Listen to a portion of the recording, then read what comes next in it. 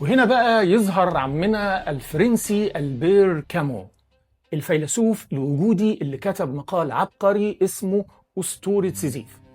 كامو قال حاجة صدمت العالم، إن لحظة وعي سيزيف وهو نازل يجيب الصخرة هي لحظة انتصاره. ليه يا عم كامو؟ قال لك علشان هو عارف إن مفيش أمل ومع ذلك مستمر. هو ده العبث الجميل. الزملكاوي هو سيزيف، الفيرجن المصري، النسخة الميد ان ايجيبت.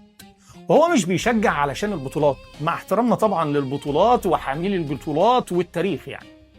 هو بيشجع علشان الفعل نفسه، لأن الالتزام بقضية خسرانة هو ذروة الحرية الإنسانية. انت حر، انت حر لأنك اخترت الوفاء رغم ان النتائج صفر. انت بتثبت للكون انك اقوى من النتيجة واكبر من الكاس. انت بتصنع معنى من العدم.